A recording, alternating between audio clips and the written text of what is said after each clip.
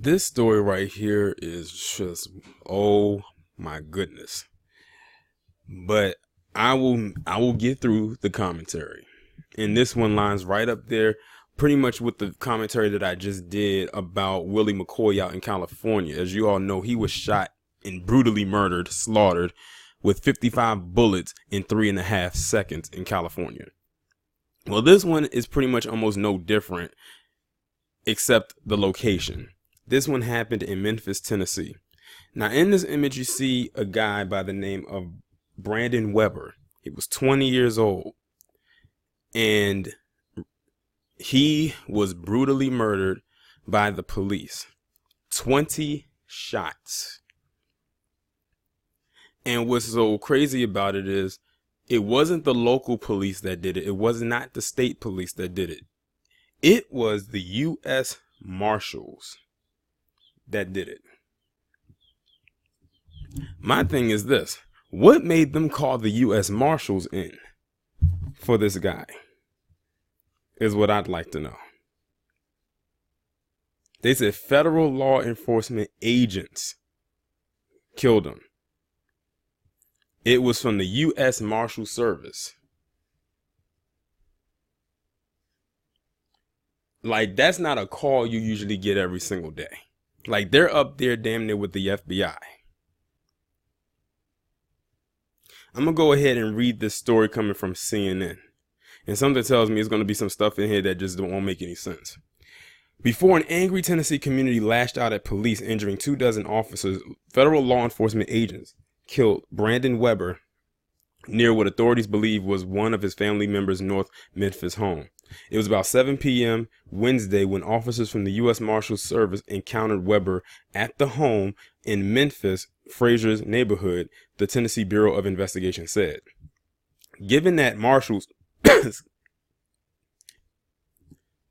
Sorry about that. Given that marshals are charged with apprehending dangerous fugitives and Weber had multiple felony warrants, according to the Bureau, it seemed unlikely the encounter was a chance one. The marshals involved were part of the Gulf Coast Regional Fugitive Task Force, which counts Alabama, Georgia, Louisiana, Mississippi, and Tennessee in its jurisdiction. Weber reportedly rammed his vehicle into the officers' vehicles multiple times before exiting with a weapon. The officers fired, striking the individual. No officers were injured, said the Bureau. At least not yet anyways. And I threw that in there, and you'll see why. Which has been tapped to investigate Weber's shooting. Asked what kind of weapon Weber allegedly brandished and whether investigators recovered it, Tennessee Bureau of Investigation spokeswoman Kelly McAllister said only that it was part of an ongoing investigation. Now, my thing is this. If he really did have this weapon, they would have immediately told us what weapon he had. Now, mind you, the article that I'm reading from was posted about 2 hours ago. This shooting occurred hours before that. We should have known if they were going to put out there what kind of weapon he had, that we would have known, because they would have definitely made sure to insert that in there somewhere, but they didn't. One of many red flags. No marshals were injured, she said, explaining that the Bureau, per policy, would not identify any of the officers involved. That information must come from the Marshal Service. The incident occurred in front of the house where marshals reportedly encountered Weber, McAllister said, and she believes the home belongs to one of the 20-year-old's family members. What exactly stoked the community's ire and spurred them into violence is unclear, as if they don't know. But several residents told local media outlets that Weber, an African American, was well known in the neighborhood. According to the U.S. Census Bureau, the zip code that includes most of Frazier is roughly 80% black, and more than 4 in 10 residents live below the poverty line.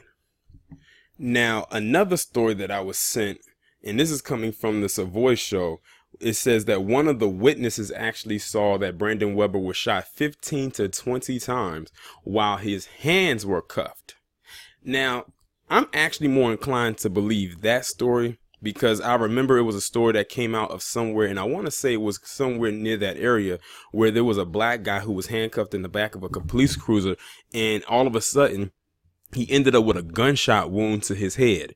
Now, someone explain this to me. How is it even possible that somebody is even able to shoot themselves in the back of the head, or anywhere for that matter, while their hands are cuffed behind their back and they're in a police cruiser. And what's so crazy is lamestream media took that story and ran with it as if it were fact.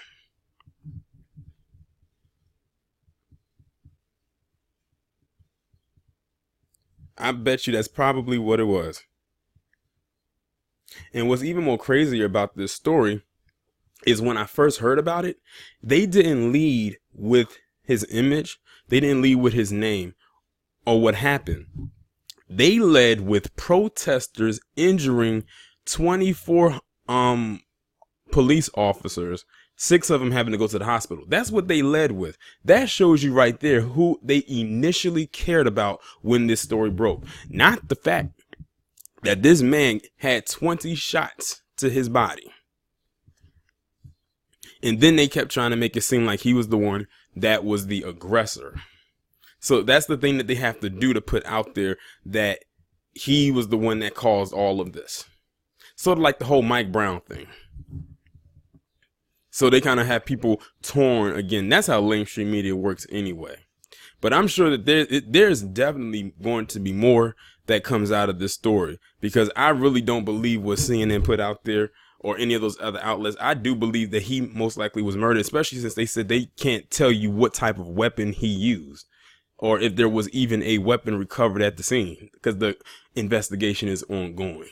But when they find all these other people, they'll know what type of weapon they use, because they'll put it right there in the article. Oh, they used an AK-47, they used an AR-15, and so on and so forth. But you don't know what he used? Yeah, I'm not falling for that.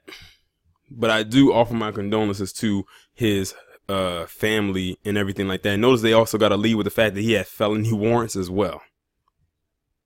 They are really trying to get it to where, oh, he deserved it. Well, I'm going to put it like this.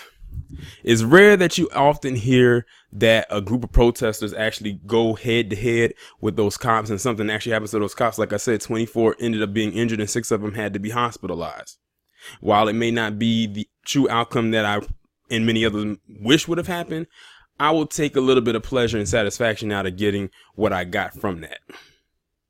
But y'all let me know what you think about this down in the comments. Like, share, subscribe. I will talk to you in the next one, and I'm almost certain that there will be some more updates to come from this story.